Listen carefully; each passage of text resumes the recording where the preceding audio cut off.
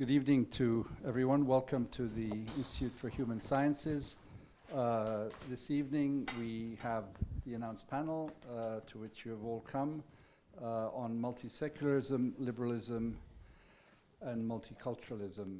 My name is Ivan Voivoda. I'm a permanent fellow here, and I run a project called Europe's Futures, in the framework of which we are doing this panel.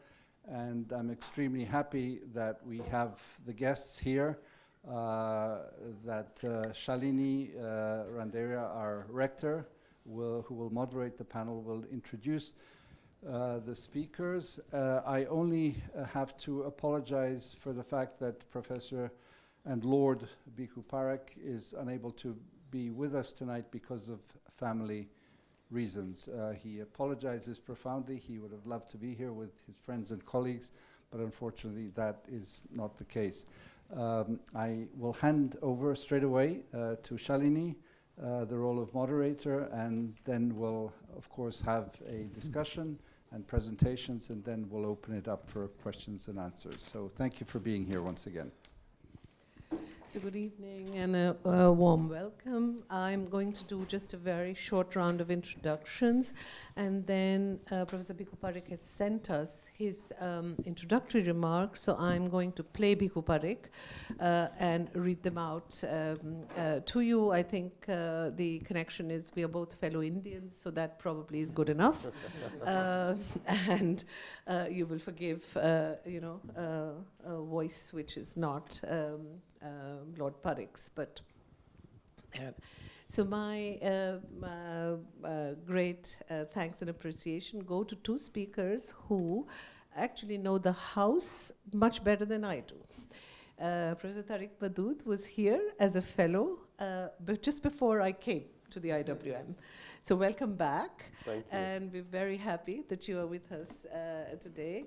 Tariq Modood is Professor of Sociology, Politics and Public Policy at the University of Bristol. He's the founding director of the University Research Center for the Study of Ethnicity and Citizenship. He's what actually, in a sense, he straddles politics and sociology in a very interesting way.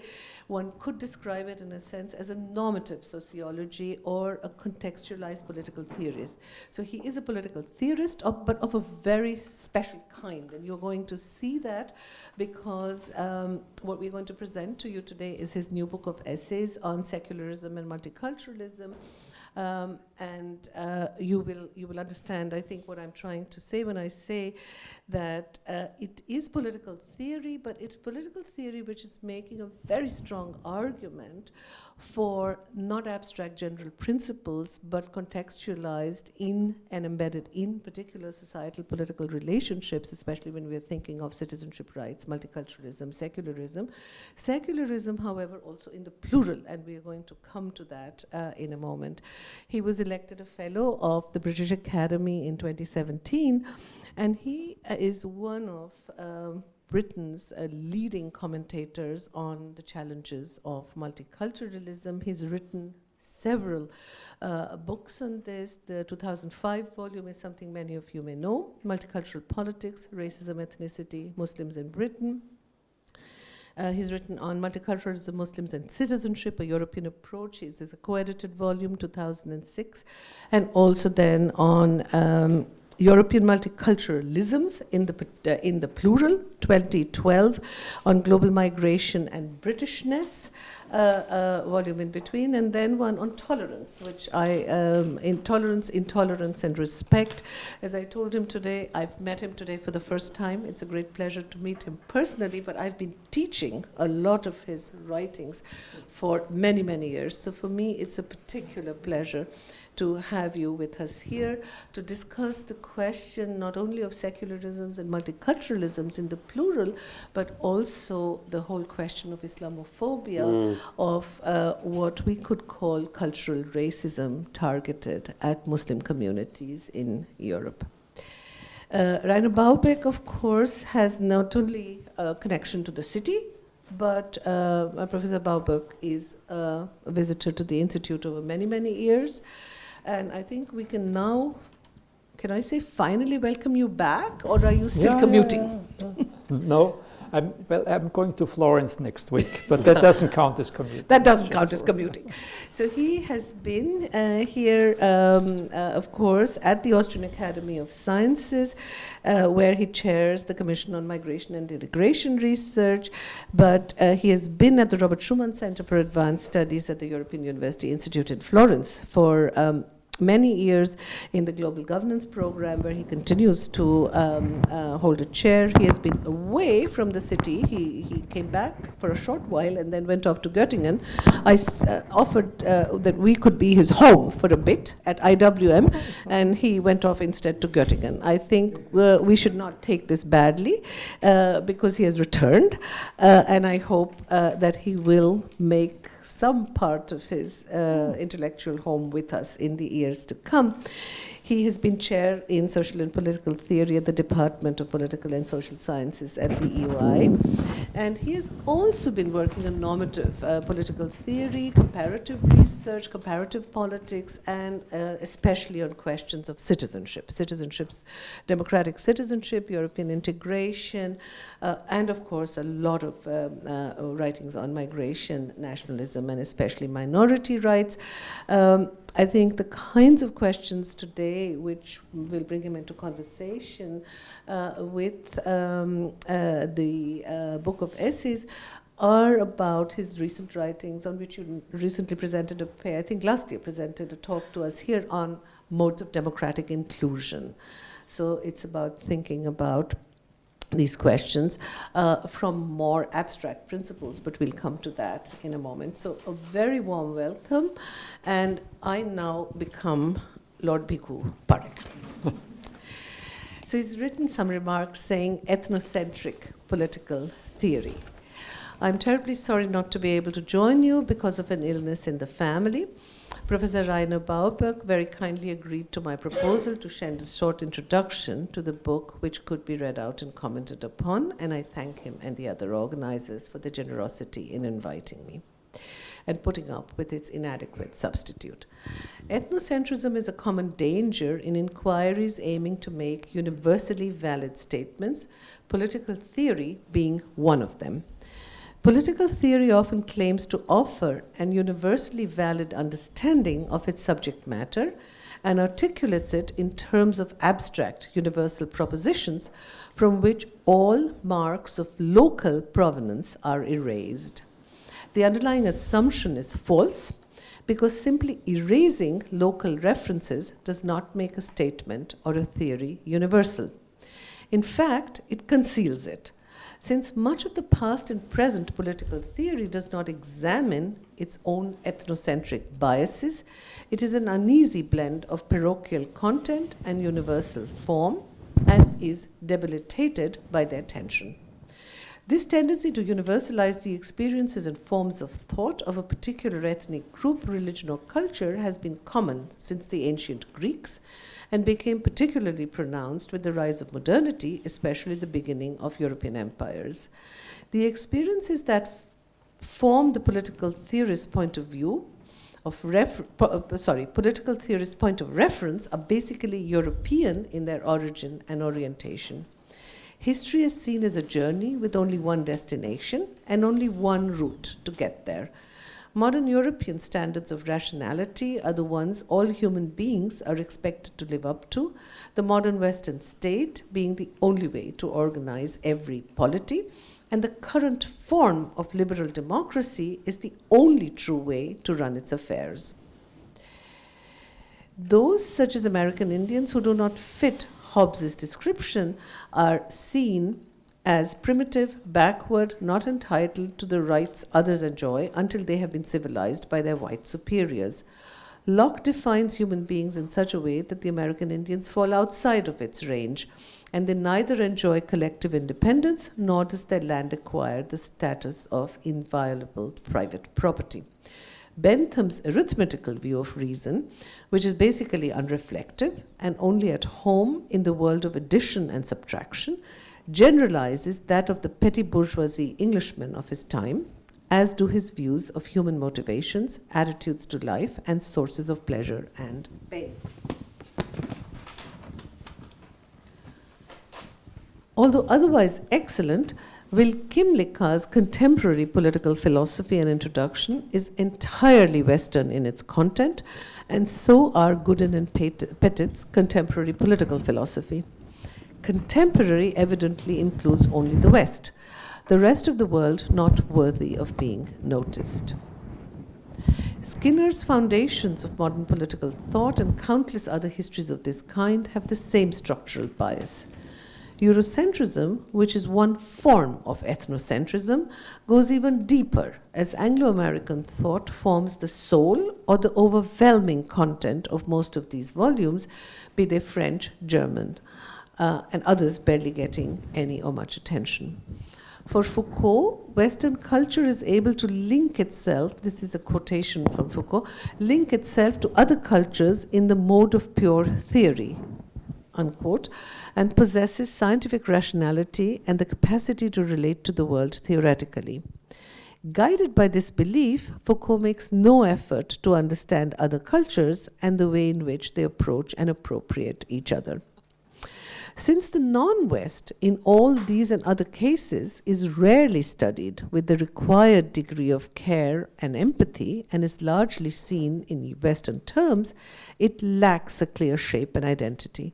It remains a shadowy world unto which one can project almost any fantasy, triggered by the material supplied by anthropologists, explorers, and travelers. It is thus an intellectual construct, not an object in the real world that can talk back in defiance and almost entirely at the mercy of the writer. Mill's East is homogenized and devoid of individuality and differences, as is that of Montesquieu. For Locke, all Indians are alike, as they are for Hobbes and Grotius. Hegel historicizes Greece and Rome and traces their historical development, but treats India, Persia, China ahistorically as representing an unchanging essence whose destiny is to be dismantled and superseded. Political theorists make universal statements and generalize about societies they have not studied. Sometimes this is the case of intellectual arrogance, even dishonesty. Often it is based on the widespread belief that human beings are the same the world over, and that if one knew one of them well enough, one was entitled to generalize about them all. This belief itself is rarely based on carefully collected evidence. Rather, it derives from, among other things, the assumption that human beings share a common nature and that culture is largely a superstructure built upon it and lacking the power to transform it. This assumption assimilates the human to the natural world and encourages the view that, like the objects of the natural world, humans too form a single species, to know one specimen of which is to know all others as well. From almost its inception, Western political theory has set itself the task of discovering objective and universally valid truths about human life, but without paying sufficient attention to whether and how the knowing subject can measure up to that task. In its view, the way to do so is to rely on human reason, believed capable of transcending the contingencies of life, including self-interest, cultural influence, emotional attachments. The assumption is suspect because the philosopher is not and cannot become disembodied reason. He grows up within and is shaped by his culture, has a gender, a country to belong to, a language in which he speaks, and attachments that are not merely contingent and discardable, but partly constitutive of him. Given their misplaced confidence in the capacity of individual reason to rise above all human limitations and contemplate the world with divine detachment, political theorists take no steps to guard against and deal with their biases. Many of them think that all they need to do to avoid an ethnocentric bias is to be simply rigorous in their reasoning. This ignores the fact that their very style of reasoning, the language of discourse, the categories of thought, all of which they largely accept uncritically, are often the very carriers of the bias. In spite of ruling over them for 2 centuries, or perhaps because of it, Western political theorists lack intimate knowledge of non-Western societies, and that too has been an important factor.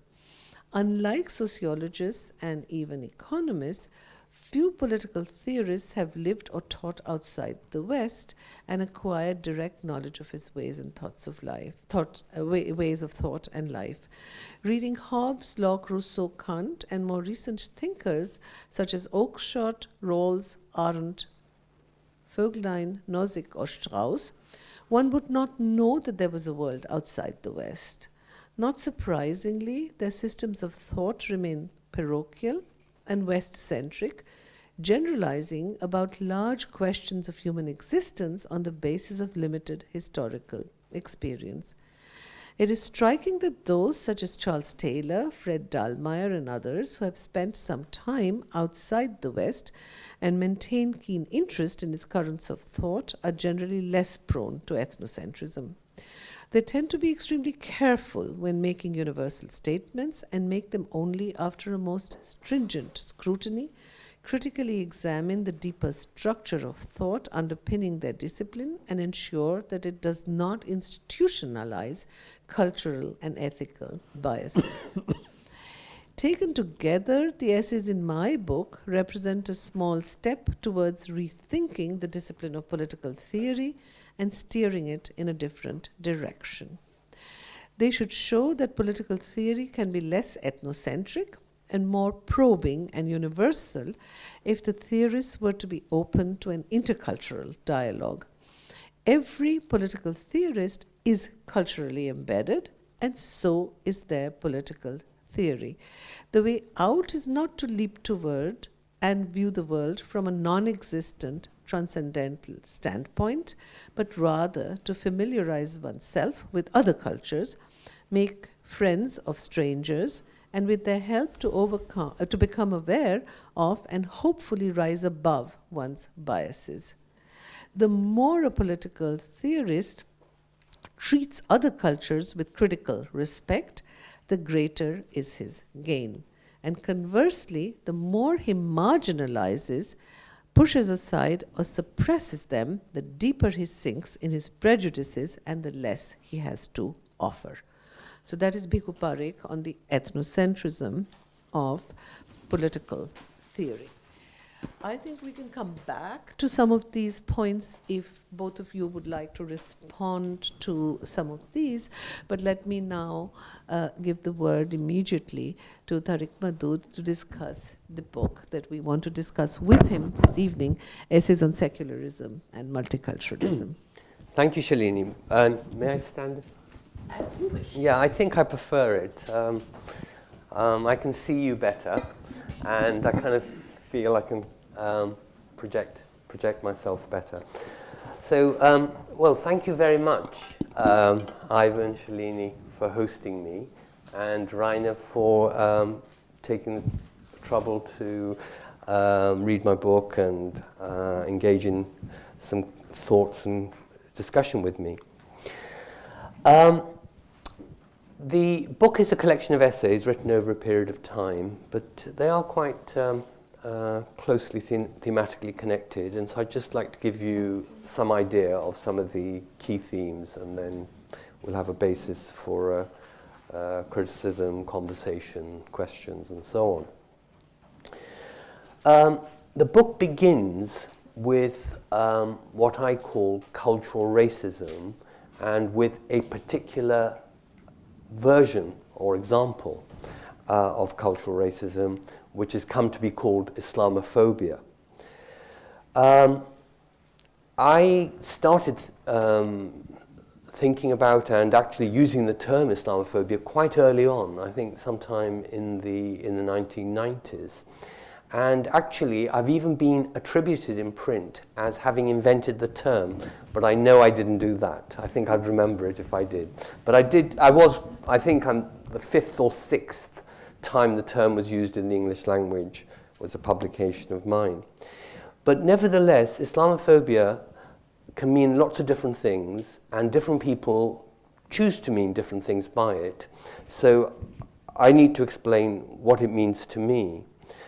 Especially as probably the term got its most visibility and takeoff, as it were, from a report that actually came from the Runnymede Trust, a think tank I was partly connected with at the time, in London in 1997. The report was in 1997. And they defined Islamophobia in interesting ways and so on, but very much largely around Islam, i.e. perceptions of Islam. That's what I really mean. People's, as it were, phobia about Islam or prejudice or and so on. And I was never very happy with that, because even prior to that, I thought of Islamophobia as a anti-Muslim racism. So it wasn't about Islam. The fact that one could say racist things about Islam was because one had a racism about Muslims. So for me, if you like, the parallel case is anti-Semitism. So anti-Semitism is not about Judaism, though of course one can have anti-Semitic views about Judaism. One can also have non-anti-Semitic views about Judaism. And I want to say exactly the same about Islam. One can be racist about Islam, but one doesn't have to be. One can offer criticisms without being Islamophobic about Islam. So what do I mean by saying that it's a racism about Muslims?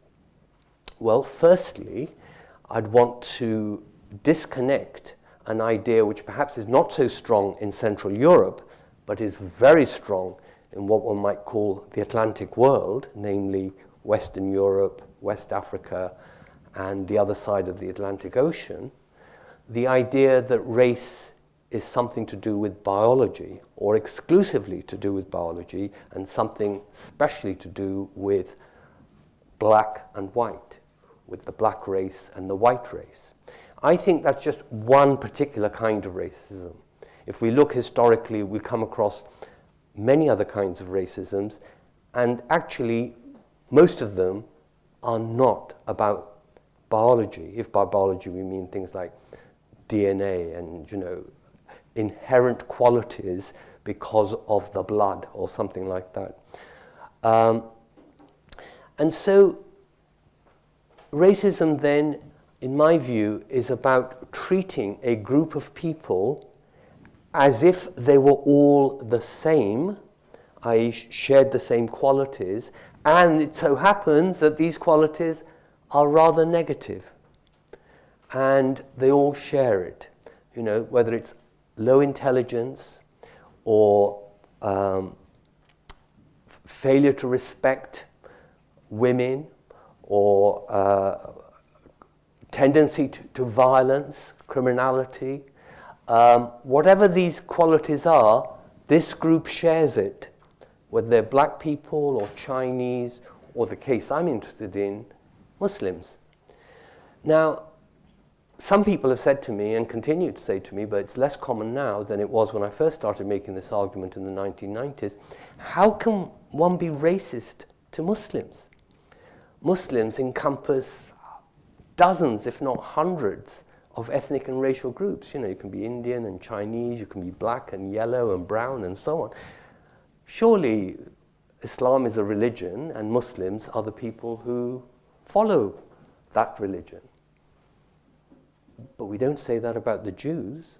We assume you can be racist to Jews. In fact, in Central Europe, it is the quintessential understanding of racism. So it must be possible to be able to racialize a religious community, a historical racial religious community. That can't be some kind of logical impossibility, as some people say, because they are fixed on the idea that racism is about biology and physical appearance and so on. So that's where I begin, and I'm pleased to say, blowing my own trumpet a little bit, that the Runnymede Trust published a report in 2017, which was the 20th anniversary of their first report, where they adopted my definition. They now say that Islamophobia is anti-Muslim racism. And this is now becoming, I think, the prevalent definition, with some variations or other amongst different scholars, amongst different agencies.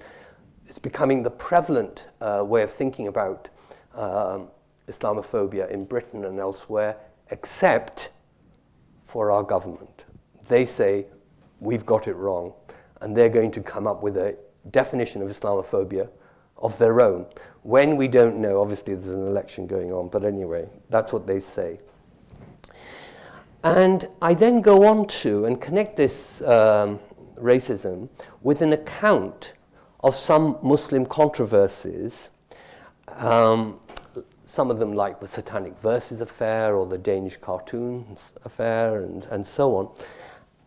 And primarily because I'm interested not just in the racism, but in Muslims as political actors.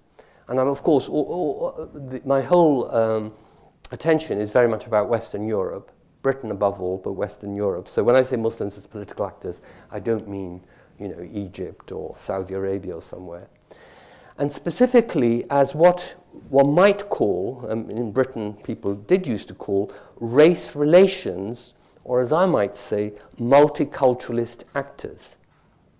So not just any kind of political actors, like Conservative or Labour, but actors in a field defined by issues around majority-minority relations, defined by racism or Islamophobia, defined by power inequalities, and of course defined by a certain liberal democratic context. And again, I'm pleased to say that's more or less become a standard way of thinking about Muslims in British social science and further afield as well. And then more than half the book engages with the idea of political secularism, or as Shalini said, political secularisms. Now you might say, why do I end up there? Political secularism.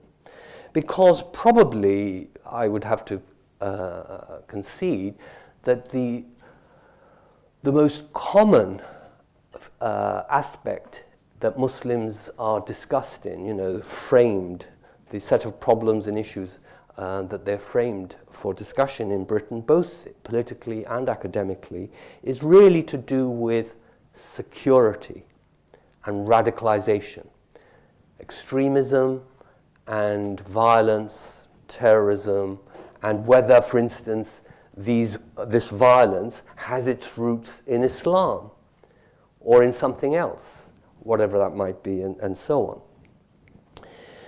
Well, I don't deny the importance of those issues at all, but they're not the ones I engage with, because I think, well, even if we sort out terrorism, I hope we do, of course, but even if we sort out terrorism and so on, whether it's 10 years or 25 years or whatever, the issues that I'm talking about, that I capture around the idea of political secularisms, these issues are going to be with us for a lot longer, and they are going to shape the future of our societies and polities. So it's not that I feel, I choose to study something minor and marginal just because I'm not focused on security, or what some people call securitization.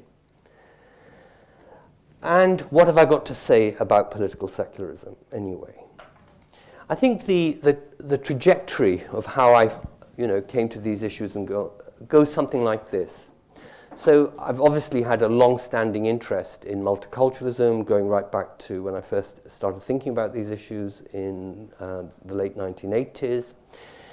And I think most people would agree that one of the central concepts of multiculturalism is about recognition, a term borrowed especially from Charles Taylor, also used by Axel Honneth. Understanding people as they are, as opposed to what I was talking about just a minute ago, namely racializing a group externally by giving them external characteristics, a bit like what Bhikhu says that some political theorists, or perhaps all of them, according to Bhikhu, in the Western tradition of the last few hundred years, tend to do about the rest of the world, about China and India and Africa and so on. They essentialize it. They create a image of what this country or tradition or civilization is. And of course, Edward Said created the concept of Orientalism to explain that phenomena in relation to Western European thinking about the Middle East, and in particular about the Arabs. So recognition is the opposite. It's trying to understand people as they are, to recognize them as they are, as opposed to misrecognize them in terms of a projection of one's own. And one's own, I don't mean obviously one individual, I mean just like Bhikhu did, a dominant way of thinking, even if it comes from philosophers or more likely through popular tropes and images and so on that we associate with the different forms of racisms. The important thing to emphasize is that this recognition of a group of people in terms of who they are, their own identity, as opposed to something stamped upon them from the outside, is to do with the public sphere. It is something public. It's not about private encounters, or not only about private encounters. It's about how we talk about each other and how we engage with each other and our sense of who we are as a society, who are the constituent elements in this society and so on. So it's very much about the public sphere. And it's not just symbolic, meaning it's not just discursive and about ideas and images, what Charles Taylor talks of as social imaginaries. It is about those things, but it's not only about that, because, at least in the way I use it, recognition also includes institutional accommodation, changing and adapting institutions so that minorities who either have been marginalized or are more recently settled have their needs met through the shared public institutions, because otherwise they could be neglected. Needs to do with issues around gender or dress or diet or notions of modesty and respect and so on, adapting institutions so that they can be institutionally accommodative. Well, what if the group in question, the identity group in question, is not just an ethnic group, is not just what we call a race, or, let's say black people? What if it's a religious group? As indeed is the case with the group that, as it were, is right at the center, politically and intellectually, of these questions, especially in Western Europe.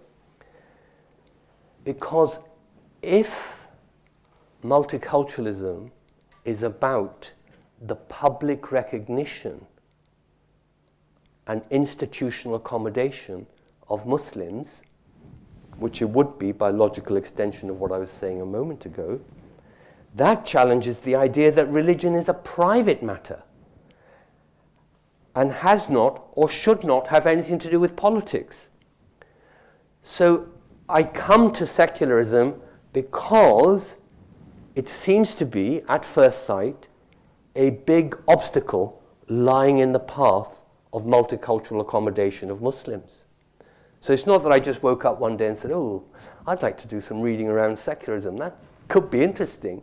It's because I was confronted with an ism that seemed to be denying some of the things I wanted to think about and argue for and make recommendations, policy recommendations, and so on. Or at least that is a view of secularism.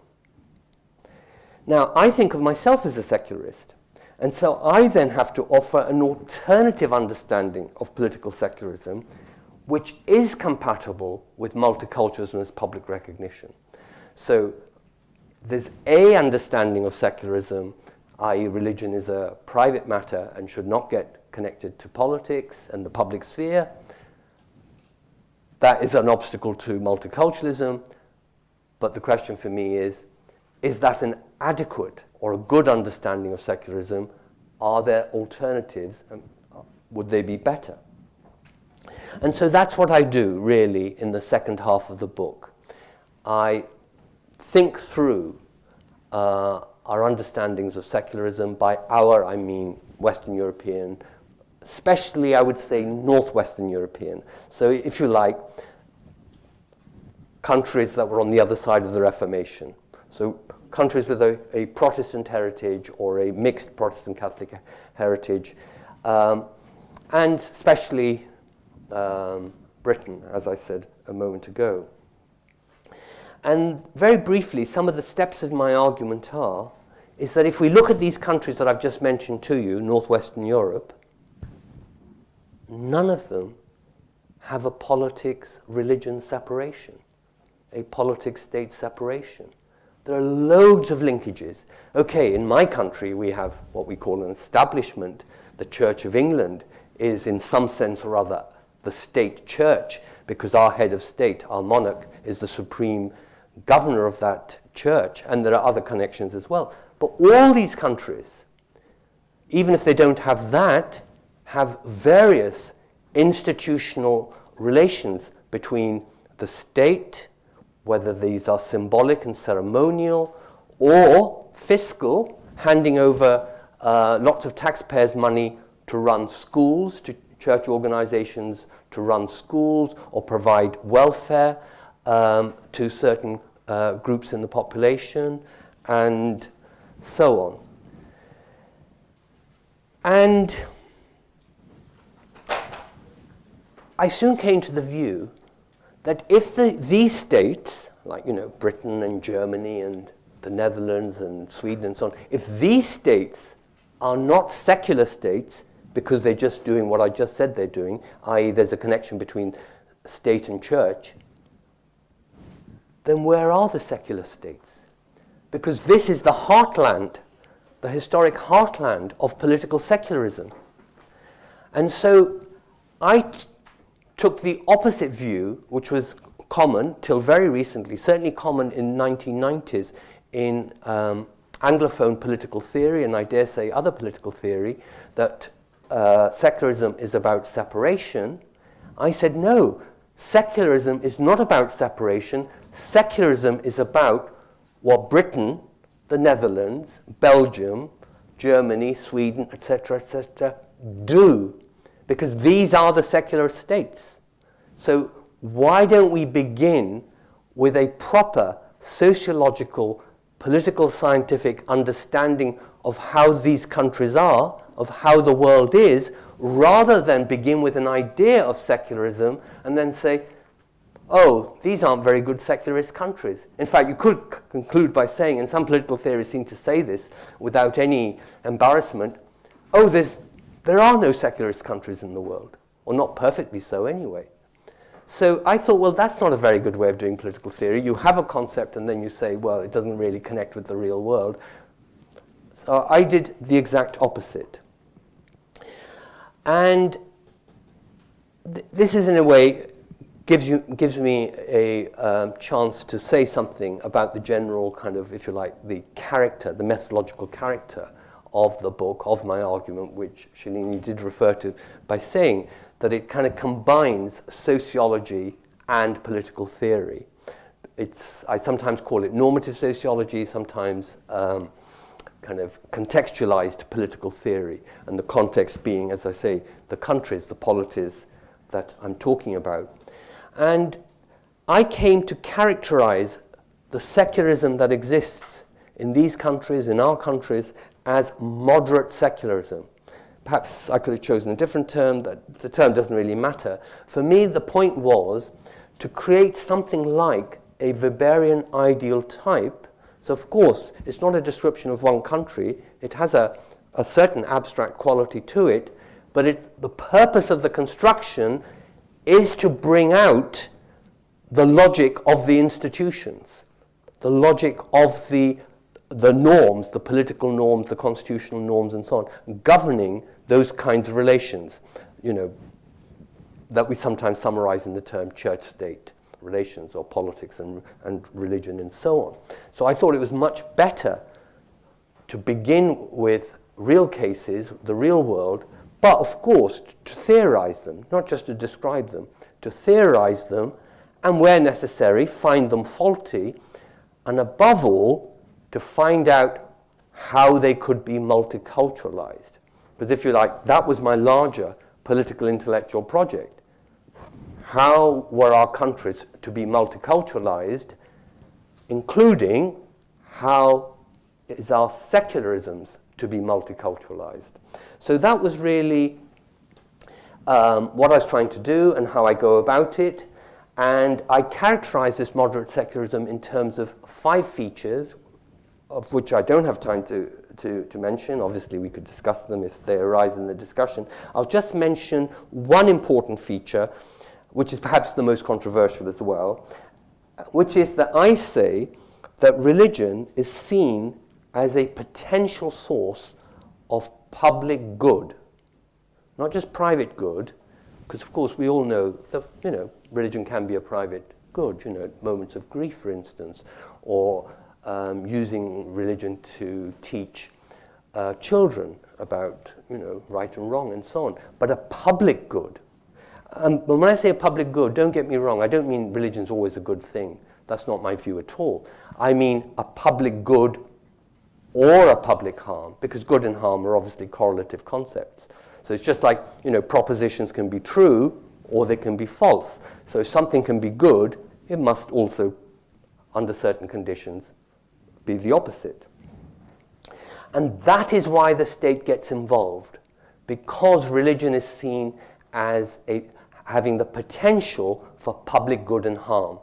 And so the state is concerned with, as it were, enabling the good and containing the harm. That's why church and state can't be separated. That's why the state has to regulate the sphere of religion, support it and regulate it in different ways over different periods of time. Obviously, this has evolved historically and so on, to enable the public good and to check the potentials for the public harm. So that's my understanding of moderate secularism and how I get to it from beginning with ideas about racism against Muslims and so on. And I defend myself in the last couple of essays of the book. I defend my understanding of secularism against what I might call, perhaps in the book I do call, I can't remember exactly, liberal secularism, because I'm trying to offer a non-liberal secularism, which is hopefully friendly to liberalism, but isn't exhausted by liberalism. By exhausted, I mean encompassed. So by liberal secularism, I mean something centering around freedom of conscience, toleration, and state neutrality. So yes, I like freedom of conscience, I like toleration, not against these things, but of course I can't accept neutrality, because I've just said our societies and polities are not neutral. They're connected to certain historic religions in certain kinds of ways. They support them through taxation. They support them by teaching them in the school, by bringing clergy in as teachers into the schools, and so on. And that, yet, liberal secularism, I think most people will agree, is the dominant version in political theory. And finally in the book, I attempt to sketch out, I haven't done any more than that, attempt to sketch out what a multicultural secularism may look like and point to limitations in the account of others. I'll just mention one limitation and then I'll stop. I'm sure I'll have used up my time by then. So, some people have argued that the problem with the state having a particular connection, what one might call preference or privileging a particular religion, like the Catholic Church or the Lutheran Church, or in my country, the Anglican Church. The problem with that is that it's not treating all citizens equally. because obviously not all citizens will be members of that church. Some will be members of no churches or of any religion. And they've argued that this leads some people, namely the people I've just mentioned, to be alienated from their own state. And this is not acceptable because it creates two classes of citizens, those who identify with the state and those who are alienated by the state. So one person who's argued this quite forcefully on a number of occasions is Rajiv Bhargava. And my main argument against him is he's never thought it necessary to provide any evidence for this. And as far as I know, certainly in the case of Britain, there is no evidence. Now, you could say, well, we haven't done the research, and that would be right. But the reason we haven't done the research is because nothing has turned up to make people think there's a problem here, so we should do the research.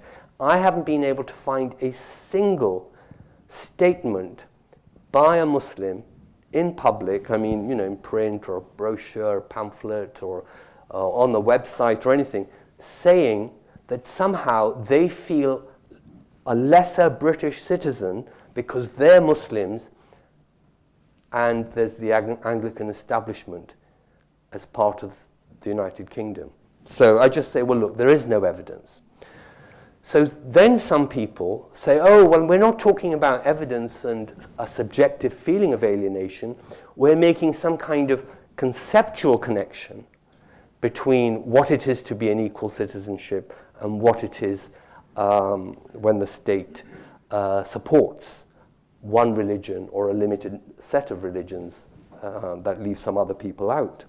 So, for instance, in a very important recent book called Liberalism's Religion, Cécile Laborde says, we would know if there was alienation, not because there was evidence that it was being experienced, but because any reasonable person who would attend to the argument would conclude, yes, Muslims have good reason to be alienated by the Anglican Church or the Catholic Church in another country, or the Lutheran Church, where, say in Denmark, where the Lutheran Church is part of the, very much central to the national identity. But I don't think that's a very good argument either, because it completely ignores, this time not just in terms of empirical evidence, but it ignores the feelings, or what I might call the subjectivity of the minorities that are supposed to be alienated. Because part of multiculturalism, of course, and this again resonates with Bhikhu Parekh's introduction, the comments that he sent over, is not everybody thinks about everything in the same way. There isn't one rational response to a particular set of circumstances. And so certain minorities need to be understood. Their subjectivity, their ways of thinking and reasoning and priorities and concerns need to be understood before you can say whether they're alienated or not. Even, as it were, lack of evidence. You don't even have to go out and look for evidence, but you have to make an effort of understanding. Just as Bhikhu was saying, there has to be an effort of understanding the other. You can't tell the other, you really should be alienated. We feel sorry for you. We're going to disestablish the Church of England. We're going to have state neutrality because you should feel alienated. What kind of an argument is that? Certainly not a multiculturalist one. So I don't think that political theorists have made the case for citizens and alienation, religious minority citizens like Muslims and alienation. And I think they need to work a bit harder in trying to understand the minorities. And actually, if they do, they might find that it's secularism that a lot of people, including a lot of Muslims, find alienating. Certainly, you can find lots of Muslims saying they find secularism alienating, because it devalues religion. It marginalizes faith as something important to the human personality and to human society and how to live together, and especially family life and so on. You find lots of Muslims saying that, but secularists somehow don't think that's creating second-class citizenship, were we to create what we might call a radical as opposed to a moderate secularism, a secularism that didn't recognize religion as a public good, but said it was just a private matter. Let's get it out of the public space. I'll stop there. Thank you.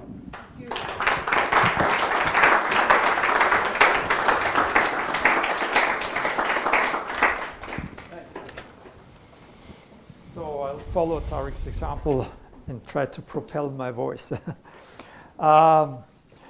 These are two, first of all, let me thank Shalini and Ivan for the invitation and for hosting this event. When Tariq first suggested it might be a good idea to present these new books also in Vienna, I'm now chairing the small commission at the Austrian Academy of Sciences, and I felt, if we are going to invite for a book presentation, we might end up with 5 people in the audience. But if we are going to do it together with the IWM, it's a completely utilitarian calculus. We get a decent and highly intelligent and thoughtful audience like you. So thanks for that. Secondly, let me say these are 2 really good books. I strongly recommend them. And you should read them together, one after the other, because they, in a way, summarize what Jeffrey Levy has recently called the Bristol School of Multiculturalism. So Bristol is the place where Tariq has a chair and teaches, has established a Center for the Study of Ethnicity and a journal also called Ethnicity. So there is something that binds them together. They come from slightly different disciplinary perspectives. Bhikhu is more the philosopher, and Tariq comes from sociology, but they overlap, in the normative strands of the arguments quite strongly. Tariq, you call yourself a normative sociologist. That reminded me of a sarcastic description of normative psychology by normative sociology by Robert Nozick in his book on Anarchy, State and Utopia that you may have seen, where he says, normative sociology, this is probably supposed to be the science of what the causes of social problems ought to be, right? But this is not what the causes ought to be. This is really how institutions ought to adapt to social problems that we have in multicultural and diverse societies. And that's a perfectly reasonable question to ask. And you ask them in a clever and highly informative way. Let me just have a few comments on each of the books, and I have very scattered notes, so I'll be going back and forth and try to find where my next comment is coming from. But let me just say briefly, come up with a couple of comments on Bhikhu's book. So Bhikhu's book has a basic underlying idea, as I understand it, that you find also in his earlier monograph on rethinking multiculturalism. And this is that there is no single privileged worldview or philosophical perspective from which we can understand the present world. And that includes liberalism. Liberalism is such a dominant school in political philosophy and theory that most people would claim somehow, even if they are critical of liberalism, they belong to that camp and argue from the inside. And neither Tariq nor Bhikhu do this. They say, no, we have to accept that there are thoroughly different worldviews and they need to engage in a dialogue that does not somehow monopolistically try to include them in the fold before they can even open their mouths and start to criticize. So the idea is what we need is a dialogue among philosophical traditions and perspectives, and we can't know from the very start what the outcome of the dialogue will be. This is what liberal philosophers typically do. They think that if I think hard what follows from my liberal principles, I will know what the outcome of a rational or reasonable dialogue will be. And this is what both of these authors reject, which in a way maybe leaves somehow some people intellectually unsatisfied because they want to know what the outcome is that follows from the principles. but I think it's also an honest way of doing philosophy, maybe an even more Socratic way of doing philosophy than most liberals today do. So both books are collections of essays, recent essays, but they all come with new introductions that provide very dense and useful summaries of these views. Let me come up with a couple of critical questions. Since I'm supposed to be the reviewer, I need some critiques. So Bhikhu, unfortunately, is not here to answer, but we did engage because he gave me the manuscript to read on some of these points, and he took some on board, and some others he hesitated to take on board, so I'll come up with these points here. So my first quibble is a very minor one that refers to the title, which is called Ethnocentric Political Theory. And I suggested to him maybe ethnocentric is not precisely the right term for what you want to say. Ethnocentrism, ethnicity, has specific connotations. It is generally used for a cultural or religious community based on imagined shared descent. I think this is not the problem with Western liberalism. Most importantly, also, ethnocentrism is generally aware and imagines an ethnic other that remains excluded from the own identity. But what Bhikhu really wants to go after is what you might call this imperialist form of universalism, that is actually a more narrow worldview than it realizes it is. And that, I suggested, is better called something like universal parochialism or universalist, or maybe occidentalist parochialism that pretends to be universal. I think the book could easily, have been sold under that title, but maybe that was a little bit too complex. So, that leads me to the second point, which is more substantive, which is whether Bhikhu overdoes, in a way, the critique of pretend universalism to a certain extent. So should we criticize all attempts to come up with universal propositions describing human societies, or only those where we can actually trace and expose the parochial particularist assumptions? So Parekh criticizes the belief, and that's a quote, that human beings share a common nature and that culture is largely a superstructure. So I think not every account of human nature is ethnocentric. If you think about evolutionary theory, is that ethnocentric? Or are there some features of human beings that we have found out, including through science, not just through philosophical reflections, that can reasonably be claimed to be universal? And shouldn't we distinguish those from the features of the cultural superstructure, which is not just a superstructure that is, of course, not universal, but that distinguishes human societies from each other? So, but that's a very general point. There are some universals about human beings and many non-universals, and we should try to keep them separate as good as we can and understand them.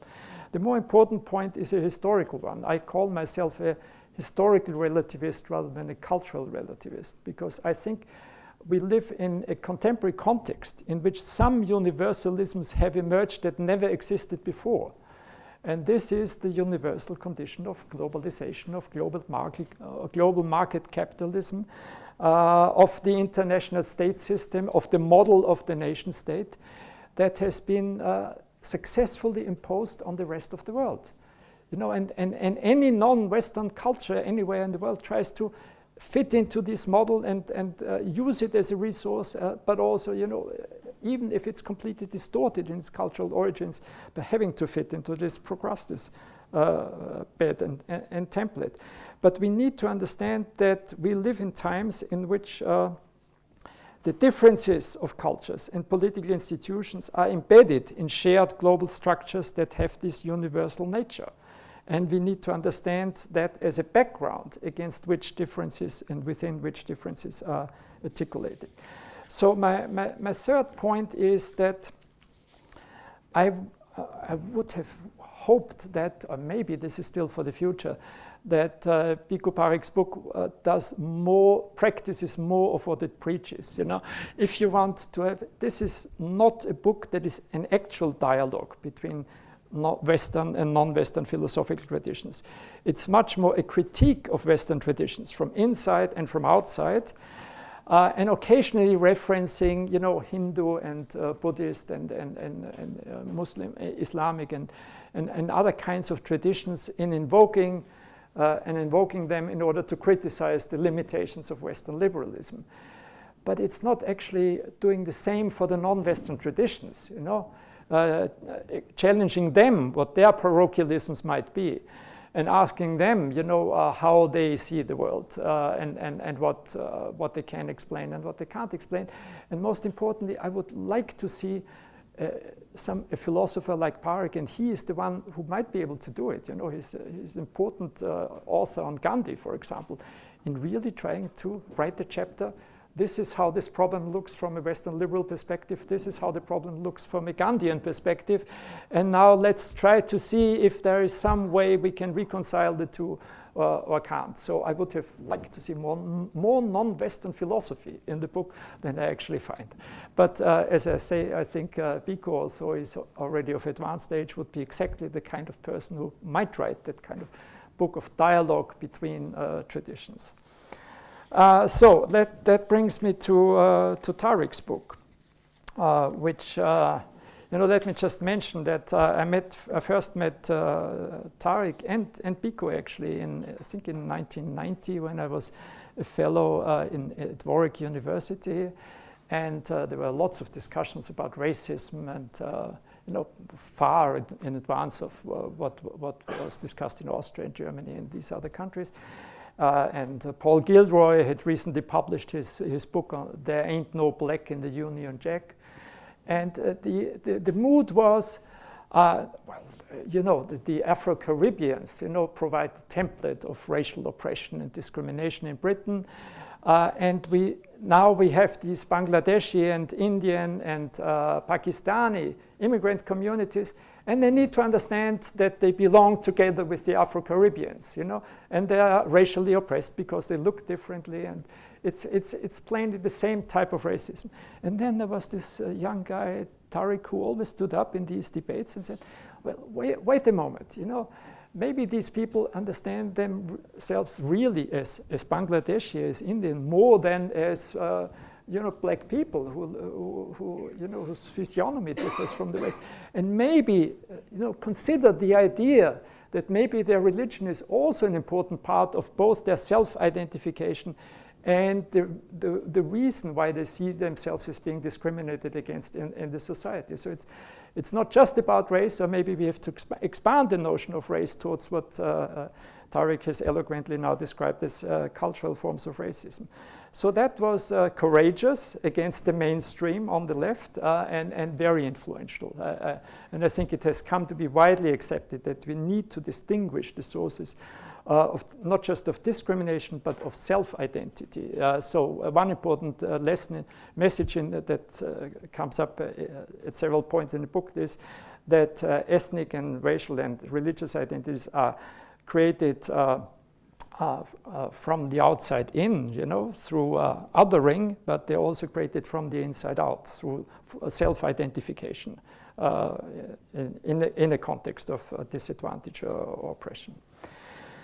So, secondly, let me just mention one other thing that I really liked about the book, and this is I could even quote it on page 22, where Tariq explains what kind of multiculturalism is his, where he says that there are three types of multiculturalism.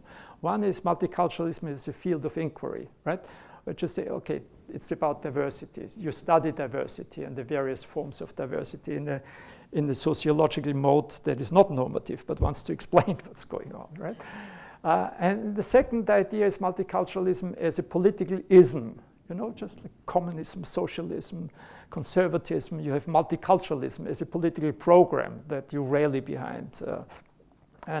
But there is a third form of multiculturalism that I think he ultimately embraces, which he calls multicultural sensibility. That you're sensitive to the differences that people attach to their own identities. And he says in the end that there should be a presumption in favor of this sensibility whenever we engage with problems in multiculturalism. And that I really liked because it resonates strongly with something I've come to believe very strongly, that this links to democracy. Democracy is about sensibility to difference. Otherwise, we wouldn't need democracy. If we all shared the same identities and ideas, then why would we need democracy? We need democracy in order to cope with differences. So we must be sensitive to the differences that we find in our societies and take them seriously and try to accommodate them. So. Again, for Tariq, I have a couple of questions. It's really more questions than critiques, where I don't know always exactly what the answer is. So the first question is, how British is the Bristol School of Multiculturalism? Yeah? Could it also be British School of Multiculturalism, maybe? The other main proponent of multicultural theory, Will Kimdicker, has always been attacked of being just Canadian, right? And generalizing the Canadian model. So the obvious question is, are you trying to generalize the British model? So in the book, Tariq also contrasts the British model, for example, strongly with the French model of secularism, and tries to show why, in his mind, the British model is better suited to cope with differences, particularly in a moderate form of secularism that is more capable of accommodating Muslims. But there is this question, if we read this book in Austria or in Germany, what can we learn from it from the context in which we discuss? And here, I was wondering whether there might also be different perceptions of Muslims that we need to be able to respond to in outside the British context.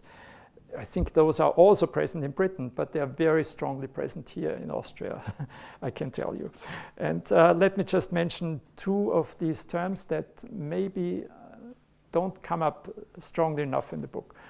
So one is, you explained that Islamophobia is a form of cultural racism, right? To which some people in Austria might respond, well, we don't like cultural racism, but it's the problem about Muslim communities that they are likely to be cultural racist about Jews. So it's not just the parallel between the two forms of othering that you described as cultural racist, because it's a religion linked to a people, and the exclusion is along both lines. But there is a worry, and I think that worry cannot be easily itself subsumed as being just an expression of cultural racism. That we might now have in European societies two kinds of anti-Semitism, the old one, and it's still very strong, I can tell you, right? The right wing, that comes right out of the Nazi past, form of anti-Semitism, but a new form of anti-Semitism that emerges in especially Muslim immigrant communities of immigrant origin. How do we deal with this? How do we address it? Is it also, is it maybe demanding too much of Muslim immigrants to say that now that you've settled here, you have to think about the Holocaust as your own legacy, your own historic legacy? That may be overstretching it in some way. That may also lead to kinds of counter-reactions. Oh, this is your history, this is not ours. But then if you look at the surveys, you see sometimes quite shocking figures about consent with plainly anti-Semitic statements among immigrants from Muslim countries. So that's my one worry. The other one is that there is, in Austria, much of the debate is now today framed as about political Islam, right? And political Islam is understood usually to be a strange mixture. So those who would be accused of Islamophobia would usually retort by saying, no, we are fighting political Islam. We are not Islamophobic at all. And political Islam is seen, basically a mixture of three elements. One is that religious law is put above secular law, right? So you have a very nice line where you say that religious authority and political authority are two different types of authority. and they should have some autonomy in their own spheres or in their own institutions, and they must be able to, be compatible with each other. So the accusation would be, well, there are ideologies, of Islam, Islamist ideologies that don't accept that kind of balance, but plainly say that religious authority is higher than political authority. So that would be one feature. The second one would be a rejection of liberal values, from gender equality to freedom of conscience, that you can convert, of course, out of any political community, etc. And the third one is that political Islam is also perceived as being steered from the outside, right? Here, especially Turkey, right, and the Erdogan regime. It's really instrumentalizing diaspora communities for a nationalist, extremely authoritarian, anti-democratic project. That is perceived as the threat that Islam poses in these continental European societies today.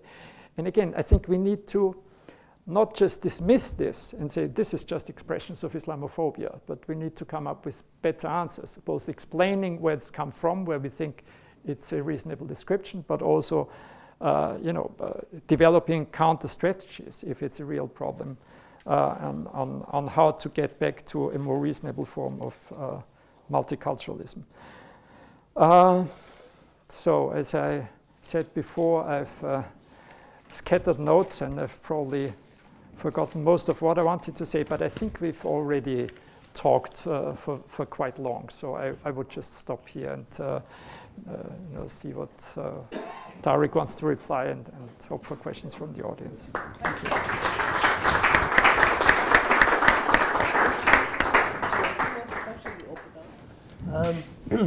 Maybe I could say a little, so it doesn't get lost. But I won't try and give exhaustive answers, which also means it's an excuse that whatever I can't say gets hidden.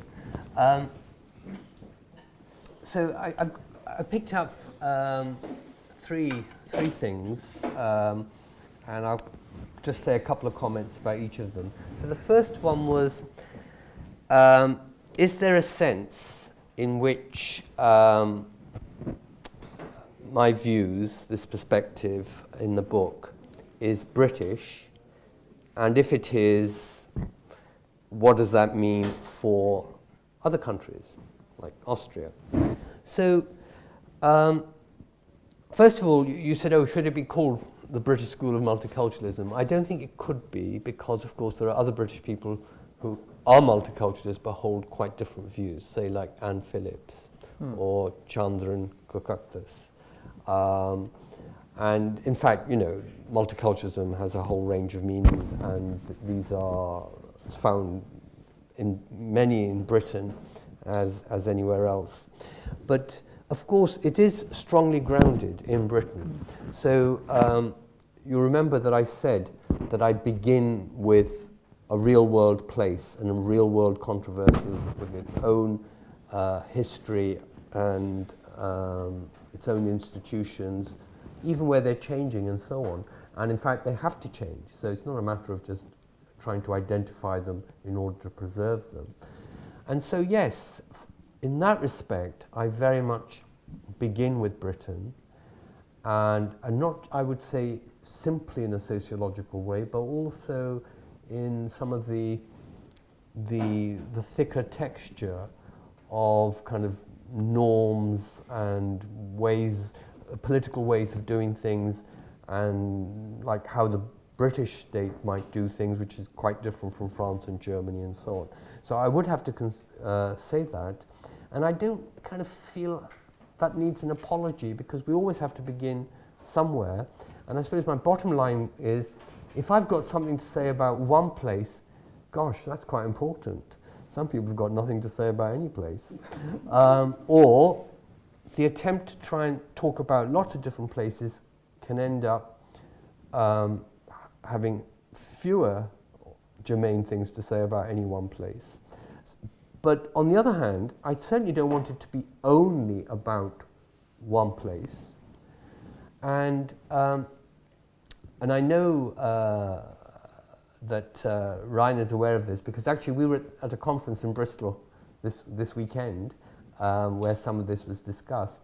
So Simon Thompson and I, we've developed an account of how political theory can be contextualist, but go beyond the limitations of a particular context that it's talking about.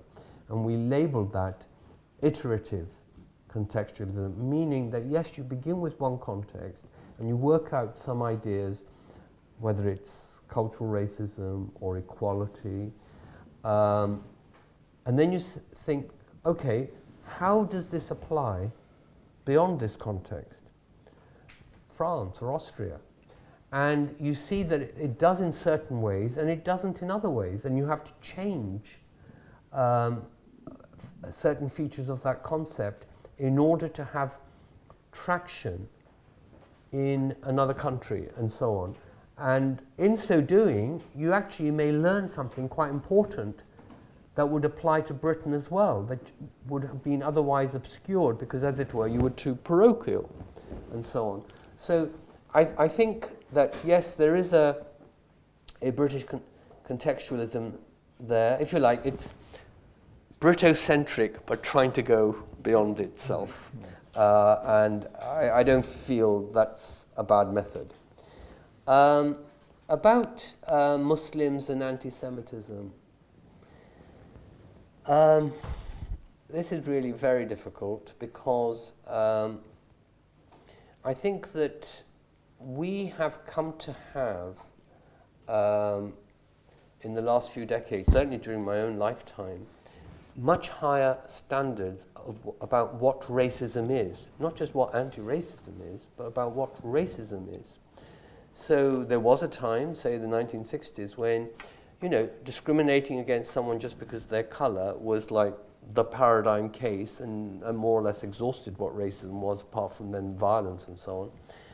But now we rightly have a much more sophisticated account about racism, about how groups are understood and how there can be bias against them and so on, including, of course, unintentional bias just because we have certain ways of thinking and acting and so on. And all that is of great benefit in understanding the marginalized position of Muslims in Britain and Europe. So I wouldn't want to do without that. I think that's a great intellectual advance, intellectual and political advance. But I think it also means that we now have similarly sophisticated understandings of what might count as anti-Semitism. And I think that lots of people in Britain, not just Muslims, but in particular, you know, you mentioned Muslims, I'd be happy to include Muslims in that, have an understanding of Jews and so on that might not meet our current high standards of what it is to be anti-racist about Jews, or for that matter, other groups of people as well. And so I don't single out Muslims in this case. I think this is you know, the society that we're in. We raise standards, we set ourselves higher standards and so on, but it tends to start with some cases and then move outward. So probably a lot of Muslims have not thought about anti-Semitism by thinking about, we're kind of talking about Islamophobia in this very, you know, extended and sophisticated way, and demanding, you know, Britons and Europeans attend to the bias and assumptions that can marginalize Muslims even where they don't mean to, just because of, you know, received ideas or these social imaginaries, to use that Charles Taylor term. So I think certainly some of the social imaginaries and other kinds of received ideas that British Muslims might have, especially the older generation, would not be good in terms of being free of anti-Semitism. And in a way, what we're seeing is a competition, because Muslims are saying, we want there to be a big agenda about Islamophobia, and Jews and other people are saying, we want to give a big agenda and priority to anti-Semitism. And it's like, well, is attending to one meaning less attention to the other? And you might say, well, intellectually, there's no reason why it should. But actually, politically, that's exactly what's happening in Britain. So if any of you are following, I know you're probably all following our torturous Brexit stuff, but if you're following issues about racism and political parties in Britain, so over the last 2 or 3 years, the Labour Party has been very systematically being accused of having anti-Semitic elements, and the Conservative Party of having Islamophobic elements. And it's very difficult to take the two together in a single frame.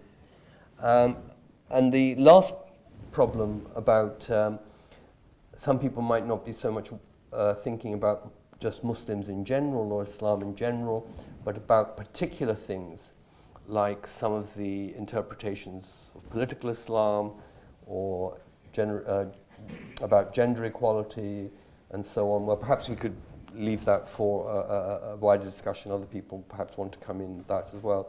And finally, you said a worry that foreign governments might be using the presence of local Muslims to further their own perhaps destabilizing agenda and so on. Well, I can certainly see that happens. I wouldn't say that's actually a worry in Britain. Of course, the worry that we do have is international terrorist networks, of course, Al-Qaeda and ISIS and things like that, of course. So we definitely have a transnational dangerous influence, without a doubt, but it's not really other states that the British government is mainly worried about. I think we should open out to the questions which you may have. You've been listening very patiently to 3 talks, one after the other. So let me just, Nikki's going to pass on the mic to whoever has a question.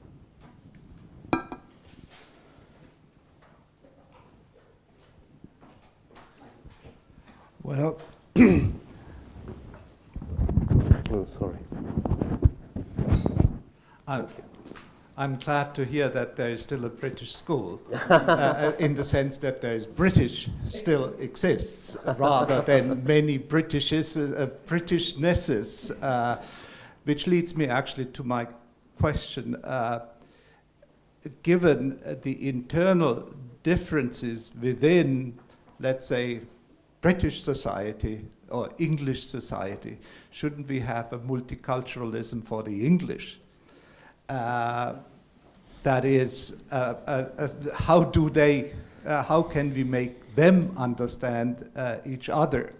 This leads to the bigger question, of course, which puzzled me throughout, that you spoke of Muslims or Islam with ease in a situation in which, anti-Semitism is certainly one issue, but Islamic societies fighting each other tooth and nail, that's the other issue. So what about intra-Islamic multiculturalism? How would you see that? And on a very personal level, simply in terms of relations between scholars, the words you use, apart from multiculturalism, are of course also used by Tal al-Assad, and I wondered how you relate to his body of work. I think I could understand some of what you implied and what it would mean for him, but I'd be interested. Yeah. Well, I'll begin with the last point, even though it's perhaps, if you like, a more scholarly or more narrow point. And perhaps not everybody is familiar with Talal Assad's work, but certainly I think he's made a very big intellectual agenda shifting intervention around secularism. He's opened up a new area of study that sometimes is referred to as the kind of anthropology of secularism.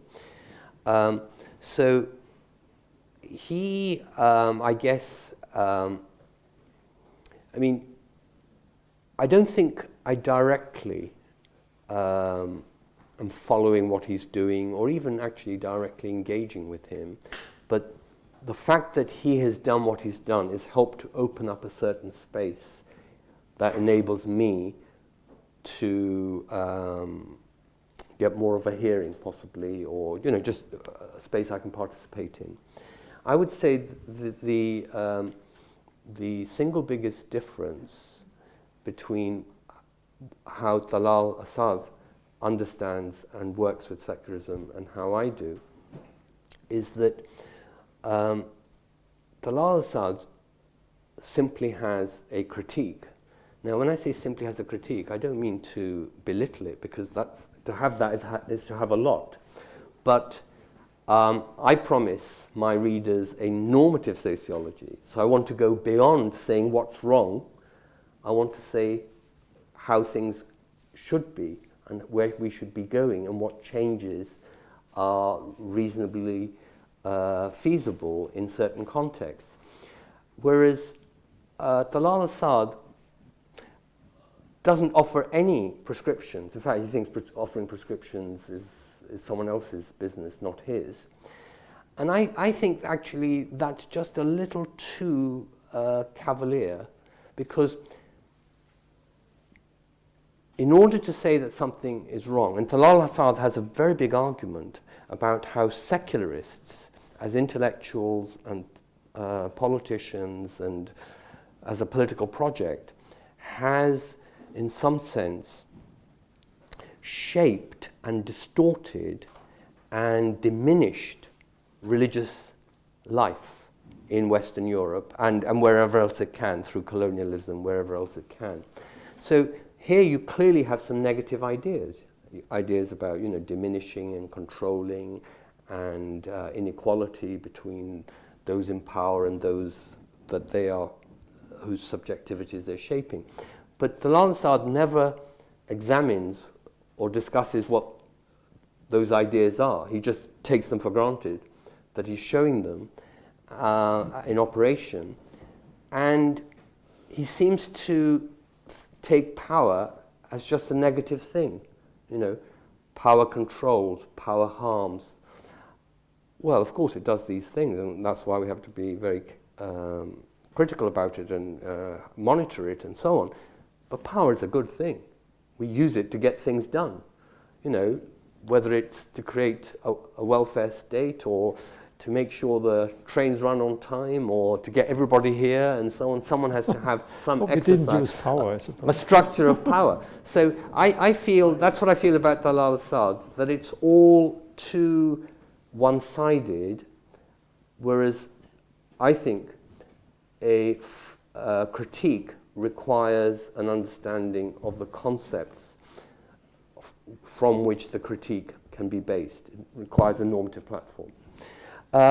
Your other point about Britain and its internal diversity, well, yes, I think that one of the reasons that I think Britain has a more developed multiculturalism than there is on the European continent is perversely partly to do with its imperialism, its colonialism, its encounter with cultural others and the governance of those cultural others, and not just in the abstract, but these specific others, i.e. people like my ancestors, Muslims and Hindus and Africans and so on, is actually created some multiculturalist sensibility amongst some British people, whether they be scholars or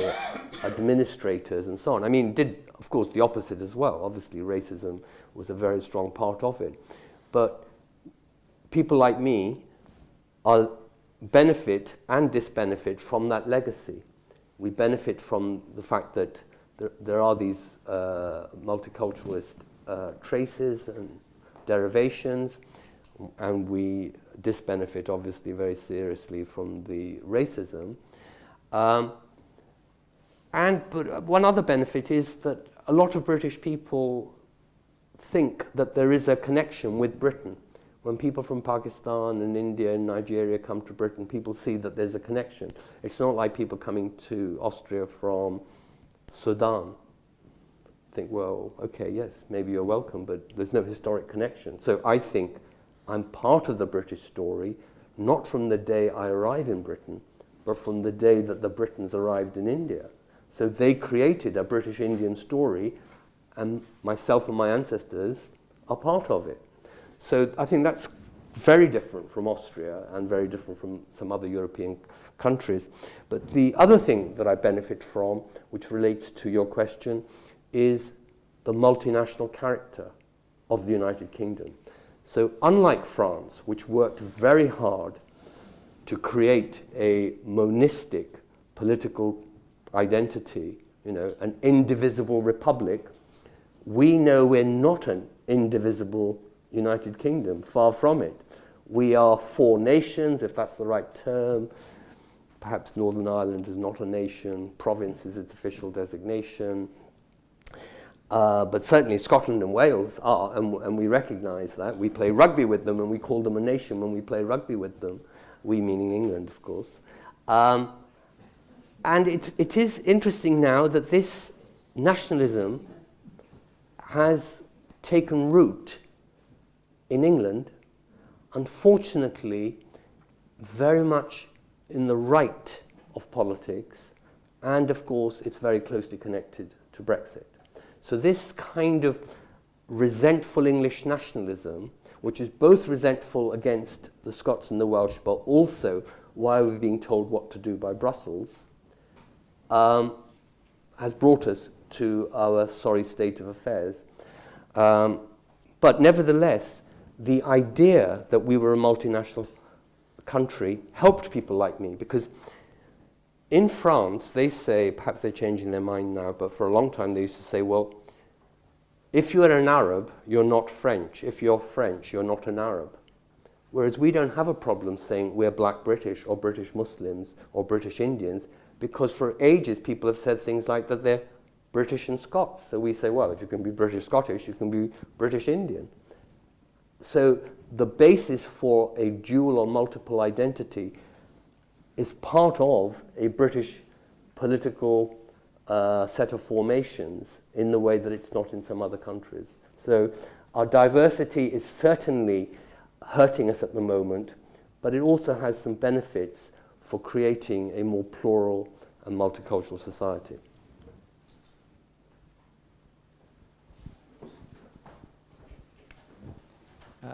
May I pick up on Islamophobia and anti-Semitism, as I also invited us to go beyond Britain, although starting from there, to my background and to what I feel about. I teach English at a so-called Islamisches Gymnasium, which is a high school, and I teach the English and history.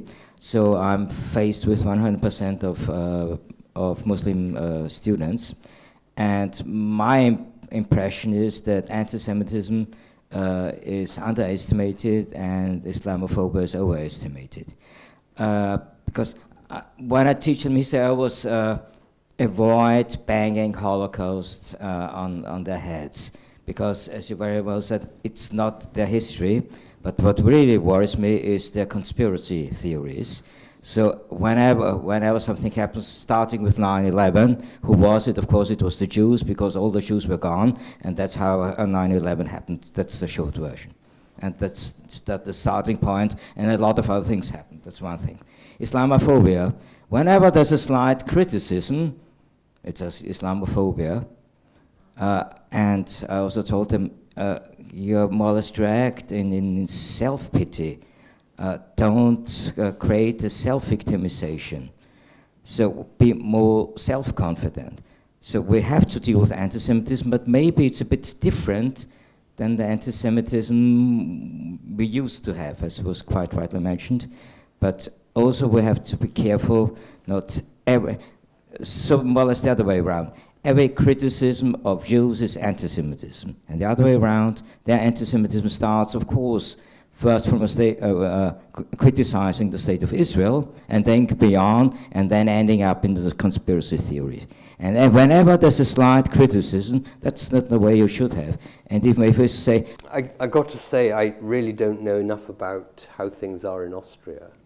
I think it's obviously evident to everybody that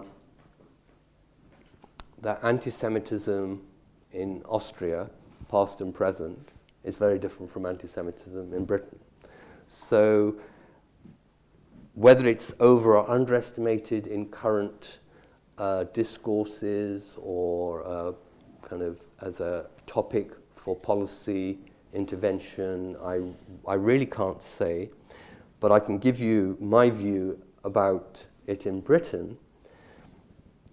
And my view would be that I couldn't agree that anti-Semitism is overestimated and Islamophobia is underestimated. In fact, I would say the opposite personally.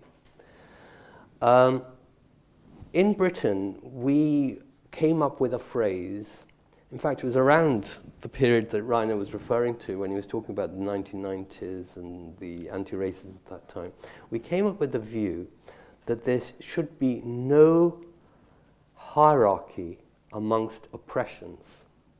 So, if you believe in gender equality and sexual equality, in terms of gay rights and so on, and racial equality and religious equality, all these things should be kind of part of a package, and none is more or less important than the other. I think that's just wrong. I thought so then as well, and said so because this is part of the courageous things I used to say that other people weren't willing to say. I said, look, we always have to have some idea of what the problem is and how much priority should be given to it. Time and resource is always very limited. So we have to decide what are we going to do about what is the biggest problem, and then the second biggest problem, then the third biggest problem, and so on. So I still hold that view. And if we look at opinion poll data, which of course doesn't tell the whole story, but if we look at that and we ask people questions like, asked in surveys,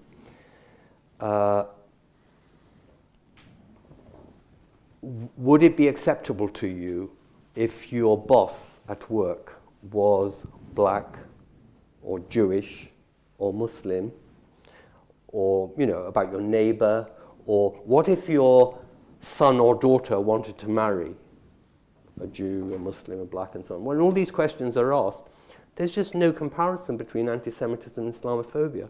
The answers, the negative answers in relation to anti-Semitism are always in single digits, whereas the negative answers in relation to Muslims are, in excess of 35% and sometimes in excess of 50%, depending on exactly what the question is. So there's just no question. And you might say, oh, but that's just opinion polls. What about discrimination in employment? Well, again, if we look at the social science studies, we find whether it's to do with using, big quantitative data sets and then using logistic regression, controlling for various things to see what might be doing the discrimination. There's just no comparison between anti-Semitism and Islamophobia, none whatsoever. Anti-Semitism is about this big. Often it's actually positive, meaning the opposite, that being Jewish has advantages in being employed for certain kinds of jobs or just in the labor market generally. But being a Muslim is always associated with some kind of what we, in this literature, called an ethnic penalty or an ethno-religious penalty. So, if you had the same qualifications, you'd do much better in terms of your job prospects if you weren't a Muslim than if you were a Muslim, or if you were, you'd do worse if you were not white, and so on. If we think, well, what about things like violence and physical attack and harassment in the street and so on? Just no comparison. Jewish organizations do now have to protect their synagogues and schools and, like community centers and things like that. But the number of attacks on those buildings are far fewer than attacks on mosques, attacks on Muslims walking in the street, women with a headscarf having their headscarf pulled off, and so on. So, yeah, I just think that we should prioritize, which isn't to say that anti-Semitism isn't an issue, but,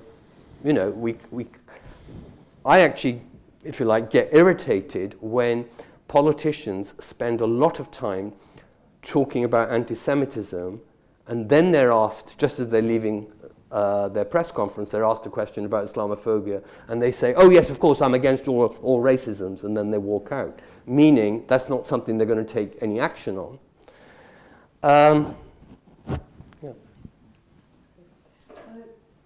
Well, just maybe we conclude there, and maybe people would like to have an informal discussion later. I think we've covered a lot of ground, beginning with Bhikhu Parekh's idea of how to decenter Eurocentric theorizing, thinking about what should be the locus of social scientific theorizing and how that affects the kind of theories that one builds. We talked about localized universalisms, universal localisms as well. And then we moved on to the complexities of race and culture. But I think we pluralized both multiculturalism and secularism, which I think is covering additional ground to some of the older debates. But I think where we ended up at the moment is a very interesting question of, if you like, comparative victimhood. Just everybody's feeling a victim at the moment. It's comparative minority victimhood.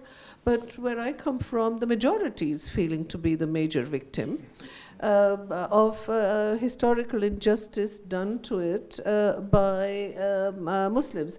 So something seems to have gone wrong, I think, in the whole question of how we are thinking about historical past-present injustices, where there's a race to the bottom to say, actually, we are the most victimized of communities ever, and therefore society deserves to somehow compensate us for these real imaginary, whatever kinds of past, present, future harms and injustices. Gosh, I almost feel you're describing me. But no, I know. But of course, but perhaps I could so just this is add my a context postscript to my last answer, because I didn't realize we were going to stop there, and perhaps wasn't a very good place to stop. Because to be a little bit more positive about something that you said, because you said that if one makes a small criticism, then it kind of ends up as if, oh, well, you're just criticizing all these other things, and it becomes characterized as either anti-Semitism or Islamophobia, depending on the context and so on. So one of the things I do in one of the chapters in my book is I go out of my way to make a distinction between Islamophobia and reasonable criticism of Muslims and Islam. Because I do think that sometimes in our kind of trying to be serious about taking action against racism, we sometimes close the space for criticism, and I certainly don't want that, and it wouldn't be consistent with the idea of dialogue, which, as you heard from the note from Bhikhu, is absolutely central to multiculturalism, his and mine, and so on. So, I think it's chapter 4.